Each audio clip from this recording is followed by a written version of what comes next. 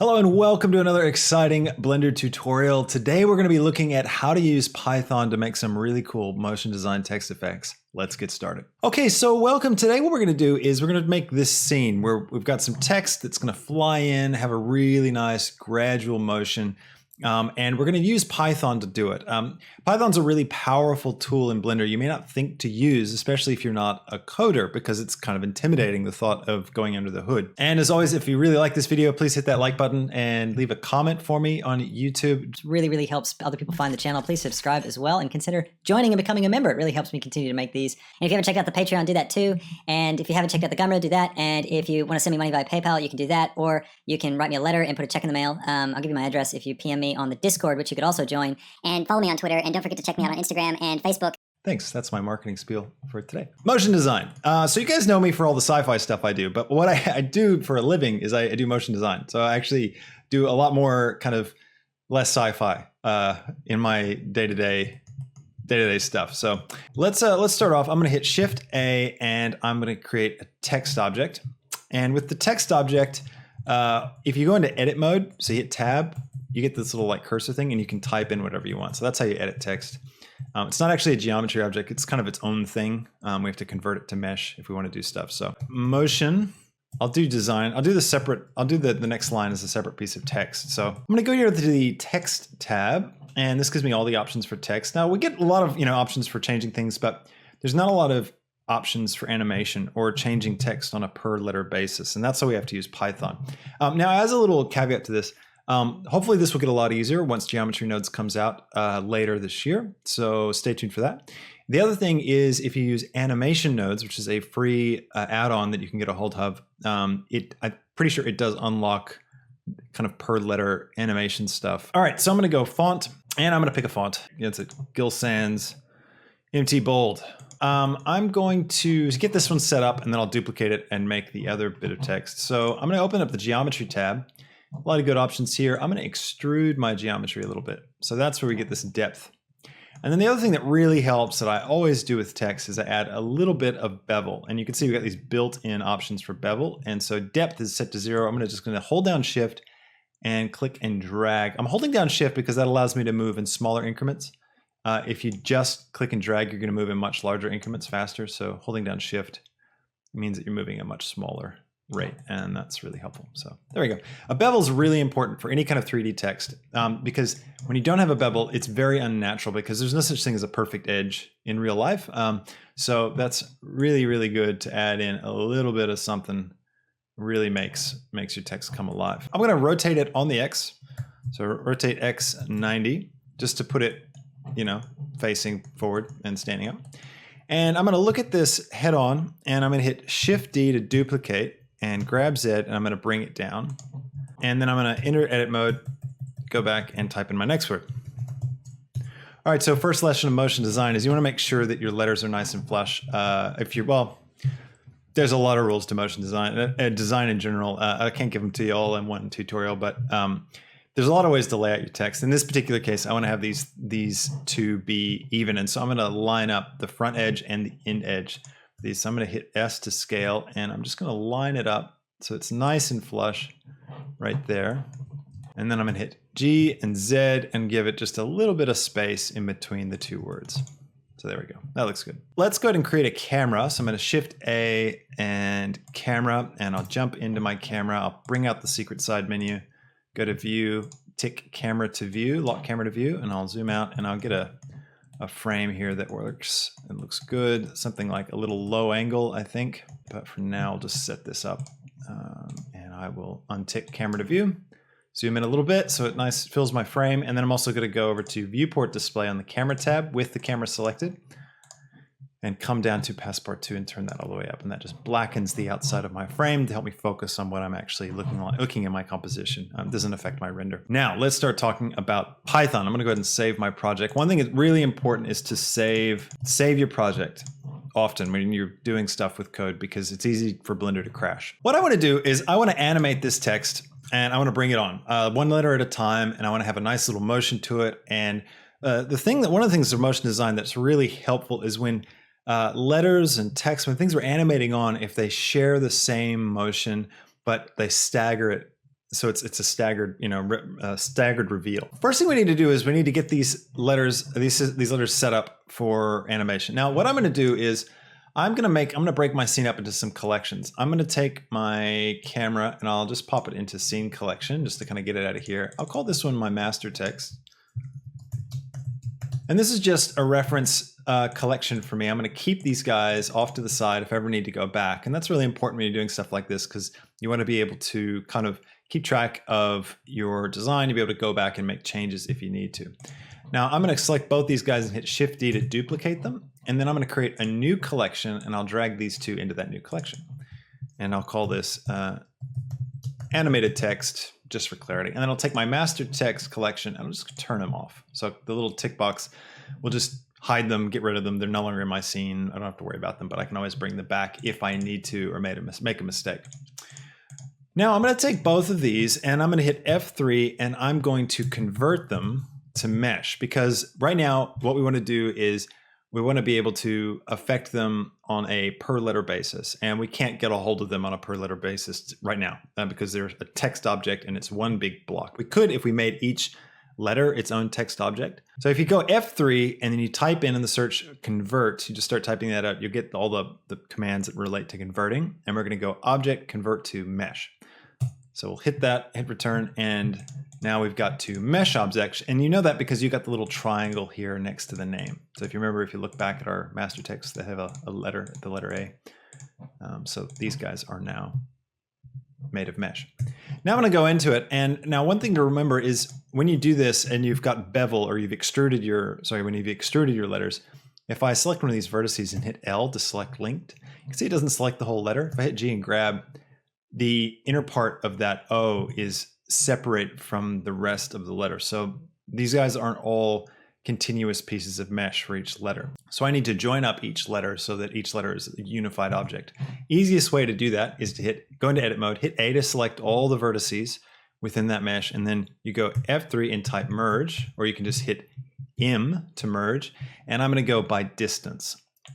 And you can see I removed 838 vertices. So what that was is, now if you come back over here, if I hit L, it's going to select the whole thing. So all of these overlapping vertices where they were exactly in the same spot, they've now been merged. So now each letter is fully its own thing, its own solid piece of mesh.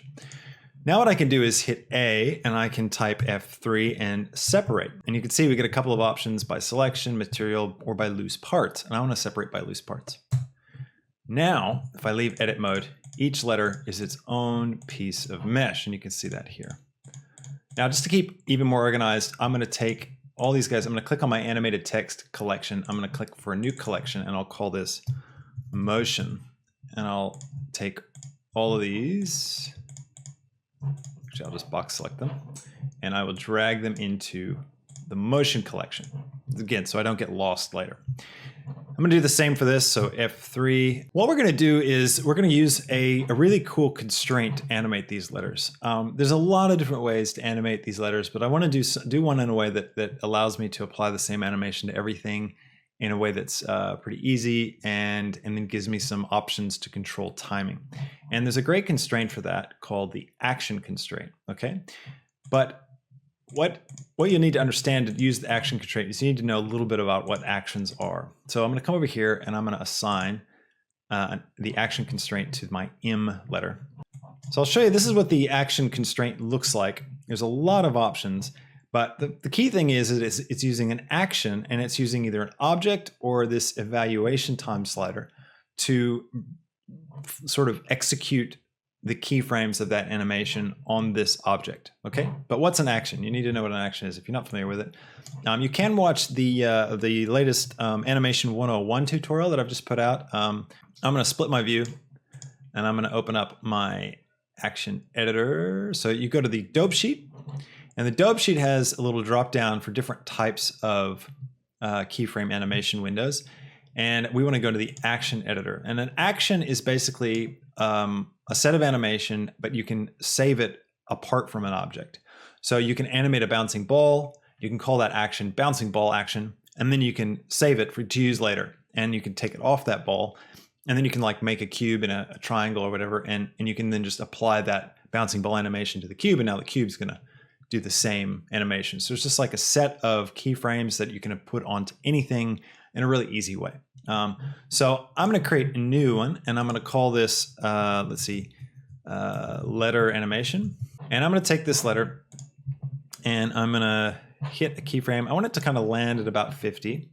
And I'll do a keyframe for location and rotation. And I'll go back to the first frame, and I will jump out of my camera. And I'll grab it on the Y, just bring it right out like this, and I'll rotate it on the Z. I don't know, maybe like this, just once. And I'll hit a keyframe for both of these. So there we go. So I got this animation. Now it's moving a bit weird because of the location of the origin on this object. It's off to the side, but we're going to fix that in a minute. The main thing is I've got these two keyframes, well, more than two keyframes, but I've got these two sets of keyframes for location and rotation for this im object. And that's really all the motion I want to put in here for now. I can always add to this later. Now, I don't need this applied to the im, so I just needed to use something in order to create this animation. I want to save it for later, so I'm going to hit stash. That will make it disappear here. Now you'll notice if I play, the im's not moving anymore.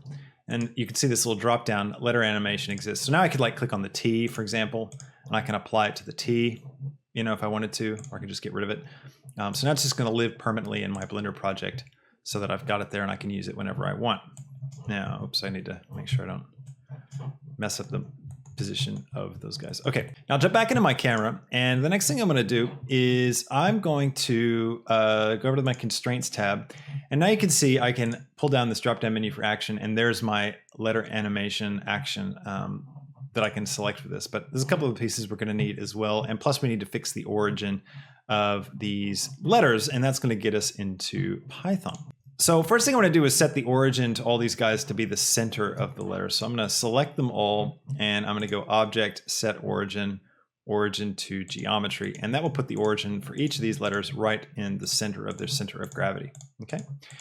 Now, if I come over here, I can go ahead and start getting this set up. Now, I want to use a target for my action animator. So what does that mean? Well, I'll show you. I'll do the two different versions. I'm going to Shift A, and I'm going to create a empty and plain access, and I'll just set that up right there at the 0 point. And big shout out to our one Twitch viewer. You're amazing. This is way better than Fortnite, right? I mean, come on, isn't it? If I come back and let's take the em here, and I'm going to go ahead and I'm going to select my letter animation, and for the target, I'm going to select the empty. Okay, and our thing disappears. Now, frame start and end. Let's talk about this first. Frame start and end is basically where's the well, it tells you there the last frame of the action to use or the first frame of the action to use. So if you've got a ton of keyframes in an action, you might want to just use one part of it for this particular modifier or this constraint. In our case, we want to use the whole thing. And if you remember, let's pull it back up. We went from frame 1 to 50. Okay, so if I come here and type 1 and then 50, it's going to use the whole animation, animation that we created for this action. Okay. Now, next thing I want to do is I need to set up the range, min, and max. But before I do that, I'm going to turn on evaluation time. This is the other way of using it. If you don't want to use an object to drive this, evaluation time is basically just a flat 0 to 1 slider, and as you slide it, it will play through the animation. So there you go. There's our im. Now there's a problem you may be noticing because it's not really doing what we wanted it to do, but you get the idea. So the slider, 0 to 1, 0, it's the beginning of the animation, 1 will be the end of the animation. Or if we have an empty set, if you set a range, minimum, and maximum, so we're doing this on the X location in world space. So the X is the red line. So we're saying wherever this thing is on this red line in the world of our scene, when it's at 0, we want that to be the beginning of the animation.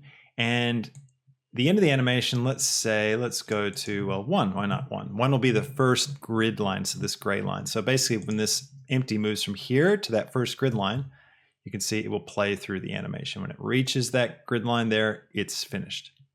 So if I made this 2, it would be to the second little grid line here. So I can grab that up and boom, there you go. Now so it takes a bit longer to execute the animation. Before we do anything with the action, I need to go ahead and right now, all of these letters, if you go into your properties tab or the object properties tab, you can see that they've all been rotated 90 degrees. If you remember, we did that at the beginning. We rotated the text up. That's actually going to cause some problems when it starts applying this action animation.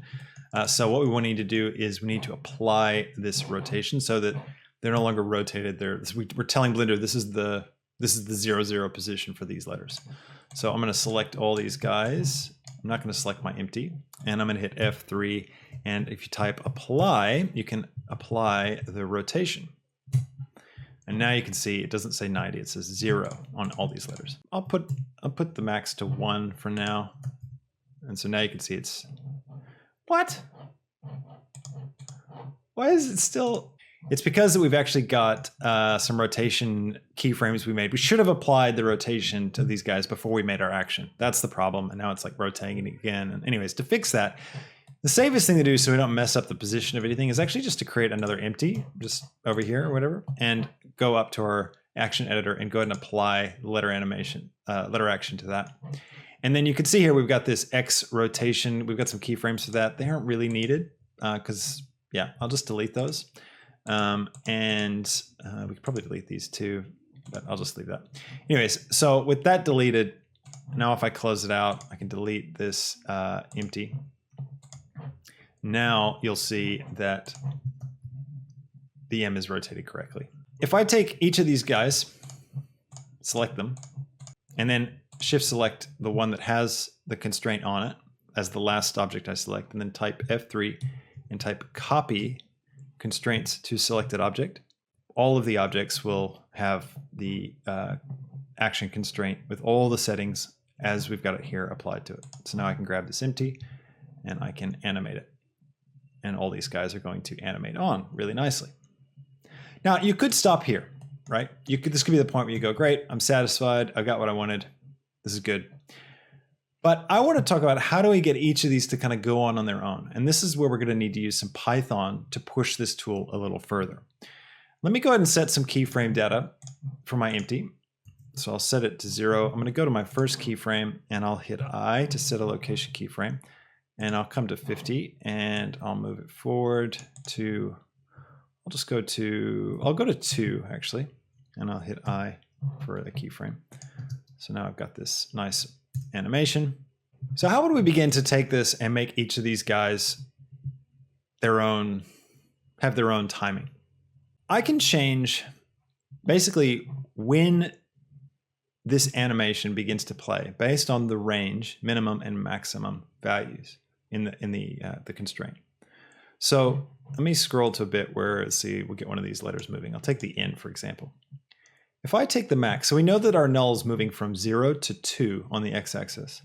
If I take this and like I move this up to, let's say 2, now this N is going to take longer to resolve than all the other letters. Similarly, if I move forward the range minimum up to 1, this guy's not going to start animating until the null hits the one position on the x-axis. So he's going to animate from 1 to 2. So you can see now he's happening after all of these. So adjusting the range minimum and maximum for each of these individually is going to offset their motion. Now I could do that manually. I could go through and leave this one 0 to 1, and I could put this one maybe 0.1 to 1.1, and this one 0.2 to 1.2, 0.3 to 1.3, and just go along and keep adding up a little increment for each of these. And I would get the effect. But what's difficult about that is that I wouldn't be able to really adjust those values easily. I can't just, set up one number and tweak that one number to adjust all of them and play around with it. I could try doing it with constraints. So I could create some constraints for these. I could tie them to something else. But the problem with the constraint is if I want to have each of these guys be a little bit different, I end up having to make a new constraint for each of them anyways, because the constraint is only going to lock it all to one value somewhere. And I can't reference the object itself within the code of a constraint. There is an option if you add in a driver, sorry, not constraint, a driver is what I'm trying to say. If you add in a driver, there's this little tick box called use self, and you would think it would work, but it doesn't. It was actually depreciated a few versions ago, even though it's still there. So trust me, I spent a lot of time trying to get use self to work to do this, and it just doesn't work. So we're a bit stuck unless we know how to use Python. Just a quick tip is if you select multiple objects, that have the same modifier, or the same constraint, or something on them that's all the same. If you hold down the Alt key and drag one of these values, it's going to adjust that value on all of them. So you can see now they're all 2.7. So that's really handy if you are doing something with a lot of objects and you want to just change something uniform across all of them. Just hold down the Alt key and drag and you can get it done. So that's really helpful. Okay, so let's change our view so we can start playing with Python. I'm going to drag this up. Now we can just go to the scripting view. That's a pretty good view. I'm going to do it manually just because I've got my face and I don't want to lose any info for you guys. I'm going to go here. We'll make this the info panel, and I'll drag this up and I'll make this my Python console. First, I'll talk about the info window. Now, all these are available under scripting when you open up the drop-down menu for Windows. The info menu basically gives you the Python code that's executed every time you do an action. So if I come into my window and let's see, scale my in, for example, you're going to see we get this big chunk of code. And this is the command that's being executed on the under the hood to make that happen. I'm going to undo that. Now, if you noticed I undid, we didn't get anything here. So not every code shows up down here, but most of them do. One thing you can do that really helps is if you come up to Edit and Preferences, and then under Interface, if you turn this on, this is off by default, but Python Tooltips, if you turn that on, what it will give you is if you hover over something, so like the influence here, you can see the drop-down menu I get underneath it in gray. It says Python Action Constraint .influence, and then it gives you this long crazy bit of code, but basically it's telling you what you need to type in to access that if you're doing the code side. So you can get hold of things sometimes that way if it's not showing up down here. I can actually come in here and copy these and then paste them over here in the console and execute those commands. And so it will do them as if I did it myself. So if I hear like Shift A and over in now one thing that's really important to remember when you're doing this is where your mouse, the window your mouse is over is very important. If my mouse is over here and I'm typing, so if I click new for a new bit of text and I'm typing and then my mouse drifts over into this window, I'm going to stop typing and I'm going to start executing commands in this window. So remember that it's very important. Sometimes you're typing here and you bump your mouse and you're like not looking and it can cause issues. So just try and be cognizant of where your mouse is. So I'm going to come over here to the motion design text. Let's see, I'm going to hit Shift A and I'm going to create a cube. All right. And so here we go. This is the command for what we just did. Now I'm going to delete that cube and I'm going to come over here and I'm going to just left click on that command. I'm going to right click on it and click copy. Now I'm going to come over to the Python console. Now the console is it's a way of playing with the Python and testing things out, and you can find out commands. You're not necessarily writing code in here. Sometimes this is all you need to use. If you wanted to make a bunch of cubes quickly, you could just do it in here. But watch, what I'll do is I'll right click and I'll click paste. And it's pasted this exact code right here. And now I'm going to hit return and boom, it's created a cube for me. Now, if I hit up on my keyboard, the up arrow, it'll take me back to whatever the last thing I typed was. The up and down arrows will cycle through the previous code. I can hit it again. Now I've made 2 cubes. Now there's 2 cubes here. You can see if I click one and delete it, we still have another one here. So you can see, you can figure out what's happening. You can paste it in here and you can do it. Okay, but now what? Well, the next thing is the text editor. Now the text editor is where you can actually write little programs and save them to use later. Now, what's important to remember is the only other little bit you need if you're going to turn the text editor into a piece of code that you can use later is you need to type in one line at the beginning. You need to type import BPY. Now, this is for anyone who does code, this is a very familiar thing. This is importing a library. If you're new to code, you've never done any kind of coding, basically all the commands that you type, they're saved somewhere in another file that tells the computer what to do when it runs into this line of code, basically. And those are all different libraries that are saved in specific places. And so when you're writing a piece of code for Blender, you need to write import BPY first. And this syntax is specific to Python. And it's basically going to import a library called BPY that has all the different commands in it so that it knows what to do with what you're writing. That's all that's going on there. This is the only bit you need to memorize. If for some reason you forget and you're doing this and you're like, oh, what was that line? If you just come up to templates in Python, there's a bunch of pre-made templates of stuff that you can do. So you could really click any of these. They all will have it. So I'll click this one here, bmesh simple py, and you can see here import BPY is the first thing that pops up. It's got a bunch of other code, but import BPY, again, that's just to remind you if you're trying to remember, what is it? How did we start this? So I'm type import BPY. Okay, so now what I could do is I could take this same line of code. So I know what it does. I've seen it here in the console. I can copy it and then I can paste it up here. Okay, and then what I can do is I can click this little button here. But before I do that, very important, save. Always save, because you never know what's going to crash when you're doing this, because you're actually working with the code now. So I hit play and boom, hey, look, it did the same thing. So now you can see what's going on across all three of these. And this is really, really useful. So if you're ever doing lots of repetitive things, open up these consoles and see if you can copy that code and use it in different ways. Now, if you know a little bit of code, if you do a little bit of work, you can learn how to do loops, and you can program loops in here. This is just normal Python. So you can do a for loop, you can do if statements, all that stuff. You can create arrays of objects and you can run loops on those arrays. So you can do some really powerful stuff. It can get confusing. You do run into walls all the time if you're not familiar with the right commands and how to do it. Your best friend is the Blender manual for Python. So if you just Google Blender Python and then a question about like what it is that you're trying to figure out how to do, often you'll get to something somewhere where someone's figured it out.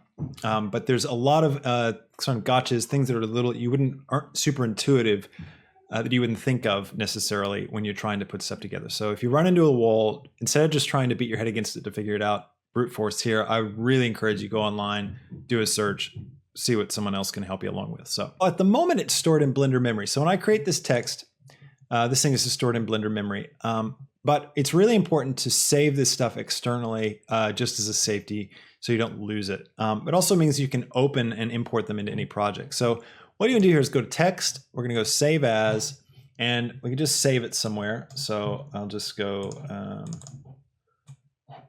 here we go. So if I just save this anywhere, and you can call it whatever you want. So I'm going to call this motion design text 01. And then you want to save it as a .py file. And py is the just the file type for a Python script. If you save it as .py, Blender knows what it is. You could save it as a text file too, though. I guess it doesn't really matter in our case. But anyways, I'll save that.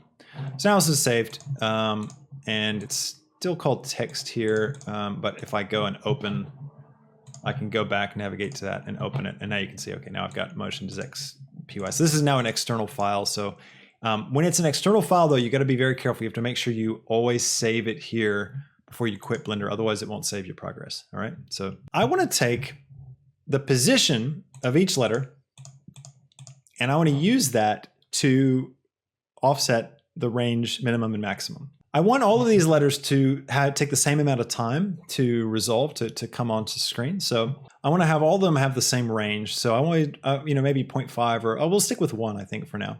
So 0 to 1. I want all of them to take, for the time that it takes the null to travel from 0 to 1. I also want to give this a little more space. I'm going to go to the second keyframe and I'm going to grab this on the X. I'm going to move it out just really far. I'm going to give myself some serious time to work with. So I might even go to 6.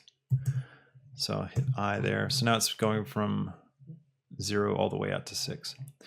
First thing I want to do is I want to get the position of this object. So I'm going to come here and I'm just going to move its position over here to figure out what the command is.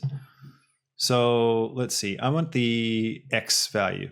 So I'm going to move it on the X just a little bit, and boom, I get this value here. I'm going to hit undo just so it goes back to where I wanted it. And I'm going to copy this, right click, copy. And I'm going to just paste it up here. Now I don't want to set the position to this value. I'm just going to delete that. I just wanted to get what's the command that accesses location. Now, if you're familiar with code and arrays, this will look familiar to you. If you don't, basically the brackets access an array. An array is like a list of objects. So our location has 3 location values, X, Y, and Z. And so that's stored as an array of 3 numbers.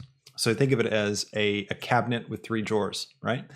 That's what an array is. Array is a cabinet with an infinite number of drawers. So this one has 3 drawers, and they're labeled, I always start from 0. So drawer 0 is the top one, drawer 1 is the second one, and drawer 2 is the third one. So in this case, X, Y, and Z. So X, the X value, which is what we were just affecting, is stored in the 0 drawer. So if I wanted to access the Y, I would make this a 1, right? So that's the Y, and this is Z.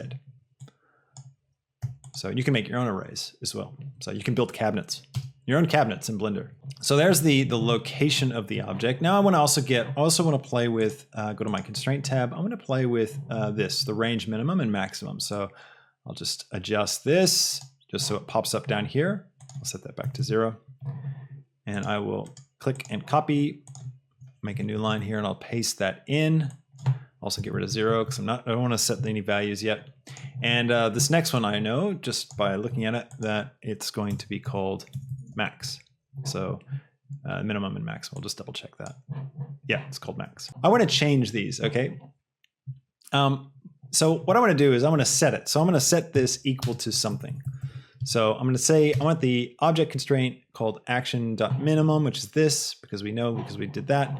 I want to set this to a value. I actually want it to be the location. So if I come here and copy and paste, now I'm saying set the constraint minimum. Instead of 0, I want it to be the exact same as the X location on the M. Because remember, this is the 0 drawer for our cabinet, or the location array. So if what's in the 0 drawer? We go over to a location. Here's X, Y, and Z, 0, 1, and 2. That's the label for the drawers. So 0 is 0.352. All right, does that make sense? You following along? Let me know in chat if you're getting a bit confused. I'll try and re-explain this stuff. So I'm going to set it to this. And I'm going to set maximum to the location as well. But then I want it to be, I want to add something to it because right now they'll be exactly the same. So I'm going to create a variable. I'm going to call it range. And I'm going to set it to 1. And now I can come over here and go plus range. Now I could just have said plus 1. The only reason why I'm making a variable is so that it's just a bit easier for me to find if I'm working through a big chunk of code. If it's really confusing, I can just change the value up here and things will work. So now what's going to happen? Well, this im, it's going to go to the constraint and the action constraint, and it's going to set the minimum to the location of the object. And it's going to set the maximum to the location of the object plus 1. So it's just offsetting it all by the location of the im, basically. Hope that makes sense. Now, whenever you have an object selected and it's basically going to be, so when this bpy context.object constraints, that's the command that was popping up here. And it's basically referring to the object that's selected. So it's only going to do this on whatever it is that's selected. That may not be entirely obvious from the code, but let's see what happens. Now, if we take our im, right, we'll go ahead and save our project file. And now let's run. Let's go here. So watch these numbers and let's see what happens. Ready? And it worked. Great. Now you can see it's changed it to the location and it's added in 1 there. So I can go here and run it. And I can do this letter for letter. So I basically created a button for myself that does this, right? It's pretty cool. Now, what happens if I want to run through a bunch of letters all at once? Well, actually, let's have a look at what that actually looks like. So I'm going to come here. Now you can see that they're coming in one at a time. All right, so what happens if I want to do that with one button click for all the letters, right? So I'm going to select all these guys. Now, if I run this script now, it's not going to do it for each of these. So if I click it, you can see that they all have the same. Well, they don't actually all have the same. They're all set as they were. It's only only the active object changed. Okay. So in Blender, there's 2 states. There's selected and active. Selected is this sort of rich orange, reddish orange, and that yellowy orange is the active object. So they're 2 separate types of selection. So if we want to do all these letters at once, we need to create a loop to make that happen. So let's do that. So there's a way of figuring out what's selected. Okay. Now, if you ever want to like hunt down a command, you come down here to the Python console. You always type bpy, that's always the first thing. And then you hit dot. And think about it, the way Python works is you've got like high level commands, that then have lots of extra commands inside them. So BPY is the high level command. It's the, we import BPY. It's the master file that has all the commands in it. So first we start with BPY, then we hit dot, and then we can type something else, or you can hit tab. Sorry, you have to be in the window itself. Hit tab, and it'll give you a list of all the different things that are inside it. Think of these as folders. So bpy.context.data. These are all different folders. So if I go bpy.con, I can start to type it and hit tab, and it'll auto-complete for me. Now I can hit tab again, and now you can see we've got tons of commands. These are all the different things that live in command and under this. So I know that if I go selected objects, bpy.selected objects. If I hit return there, it's going to give me a list of all the objects that are selected, which are all these letters. Okay, so this is the command to access whatever is selected. So we can use that to create a loop. So I can come over here, and we're going to use a simple loop called a for loop. A for loop iterates through things and does a set of commands for each item in something. So again, going back to our drawers metaphor, selected objects is an array, just like location was an array. This time we've got 1, 2, 3, 4, 5, 6 drawers, okay, in this particular cabinet, this array. So drawer 0 has one of these letters in it. I'm not sure which one. It might be D. Well, actually here it tells us. So text 003. So the N. Okay, so the N is the first one. So drawer 0 is the N. In drawer 1 is the G probably. In drawer 2 is the I. So selected objects is an array. So what a for loop does is if I type, this is the syntax, you type for, and then you need to have a variable. I'll just type X for now. And then you say in, and then you type in the name of the array that you're working with. So in our case, it's the bpy.context.selected underscore objects. And then a colon says, okay, this is what I want you to do. For every X in this cabinet of objects, so for every drawer in this cabinet, for every field in this array, I want you to do this. And what it's doing is a for loop, and then you indent, by the way. Indentation is really important in Python. It actually, that's how it knows this is what lives inside this. These are the commands to execute, because they're the ones that are indented after this. And then after this, we want to get out of our indentation so that, whatever we type here won't be executed inside this loop. So what it's going to do is it's going to go through each of the objects in this array, and it's going to store them in X. So it goes to the first one. So drawer 0 stores it in this variable called X. And then it comes here and it runs through this thing. So, and it's only going to execute. We know that it only executes these commands on the active object, not the selected objects, right? The active object you can see in this case is the G, because that's the last one that we actually clicked on physically. It's running through this. So it goes, okay, what's selected? Great. All right. So for the first item in the drawer, drawer 0, the in, and apply this to the active object. So it applied it to the G. And then, okay, what's the next object in the drawer? The next drawer number 1 is the the S, let's say. Okay, great. Apply this to the active object, which is still the G. So it's basically just went through and it applied the values to G every single time for each letter, right? That's why it didn't change all these. It only changed the G's. So we need to actually tell it to make a certain object active. If I click on an object to make it active, you see I'm not getting a command down here. So I need to figure out how to set the active object. So let's see. I think, if I remember correctly, this is a case where you would have to Google to figure out what it is. But from memory, it's bpy.context.viewLayer active layer collection .objects active. Yep, that's the command we want. So this command will make an object active. So every time it runs through my loop, what I want to do is set whatever the object is that's taken out of the drawer for this particular run. I want it to make it the active object first and then do the code. Okay, so let's save, and I'll box select these guys again. So D is the active object at the moment. Not all these aren't. And you can see, I'll go ahead and run it. And let's see what happened. Now you can see D worked naturally because it was active. But now you can see that all of them have worked. If you're looking down here, they've all changed because the code has made each one active before running through the actual code. So that's what's going on. So now you can see they all come on. But now it's not quite working, right? Because we don't really see it. And now's the time to get creative. Now we want to begin to actually finesse this to make it look good. So the way we finesse it is we can go up here and change things like the range. Let's try range of 2. And now I'm going to select all my letters. And I'm just making sure I'm selecting my letters because if you have like the empty selected, it'll cause issues. Save my project and hit run. And now I can just see what that looks like. So this is a range of 2. Go to a range of 5. Hit play. You can see it's a lot smoother now. And also our empty doesn't go far enough. So if I grab my empty, go to the final keyframe, and I'll just grab it out far enough so that everything is in frame. And I'll hit I. I can also take this keyframe and drag it out a bit, slow these down. Now I want the second line to happen a little bit later than the first line.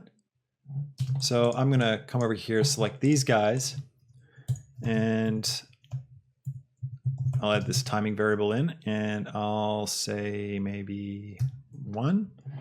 And what I'll do is I will add timing to both of them. So basically I'm offsetting it a little bit further. So now I run the script just for those bottom letters. And you can see first it'll do the top, and then I'll do the bottom. 1's not quite enough. I'll set it to 3. Give that a run. Yeah, there we go. That feels good. Now, of course, I need to grab my empty and pull it out a little bit further. There.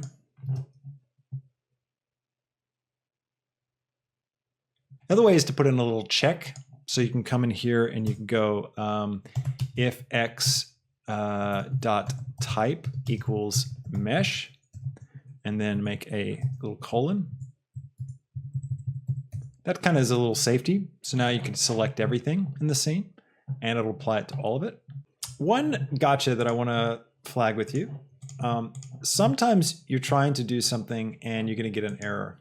There's a very common error that you run into, and that is this error about context. So I'll just show you real quick. Let's say I wanted to change the origin of this object. I'm going to create a new, I'm going to save this. No, I don't have to worry about it. It saves automatically. I'm going to create a new one. Import BPY. And let's say like I go into edit mode and I select the bottom vertices, and I want to go Shift A, cursor to selected, go edit mode, and then come here, set origin to 3D cursor, and that'll put the origin of this M down at the bottom point, right? And now I've got these commands here. You can see these right here. These commands have OPS, so bpy.ops, edit mode toggle. So, okay, so I'll go into my O and I select these bottom vertices. We're going to repeat those actions. So if I come over here and I copy this command and paste it, snap cursor to selected, I'll copy that command and paste it here next. And then I want to, then we went out of edit mode, so I'll copy that. And then we set the origin to where the cursor was. So I can copy this and paste it. So this should set the origin down to the bottom of this circle. So I'm going to select the circle and I'll run it. And boom, we get this error. Python script failed. Check the message in the system console. If you ever get this error, if you just go Window and toggle system console, anyways, this is what it looks like. And it tells you Python script failed, and it'll tell you kind of what happened. And it says here, failed context is incorrect. You're going to see this error a lot. Context is incorrect basically means that the window that you're in isn't the right window to do this command. Okay, so one of these is causing that error. A great little workaround, just not for creating solid code that you can, make add-ons and share with people. You don't want to do it this way if you're making an add-on, but just for quickly working in Blender. 2 little lines of code that can save you a lot of headaches so you never have that problem is to figure out what window it is that you're doing stuff in. You come over here, click on it, so 3D viewport. So the context here, bpy.area.ui type equals 3D view. If you paste that up here, so that's the first line of code, what it's going to do is it's going to change this window to the 3D view, and then it will execute this code and it will work. Then what you can do is you can come back here, text editor, grab that, copy, and paste. If you put this as the last line of text, then when it finishes, it's always going to go to the text editor. And when it does that, then it's going to be good to go. So you'll never notice a change. So now if I, go out of edit mode, select this object and hit run, it works and it set the origin where I wanted it to. And what's happening is this window is being turned into the 3D view, and then it runs the code, and then it turns this window back into the text editor. So that's a really important thing to be aware of if you start running into that problem. Make sure you're always having this. So for me, like whenever I'm just quickly spashing stuff together with Python, that's what my template looks like.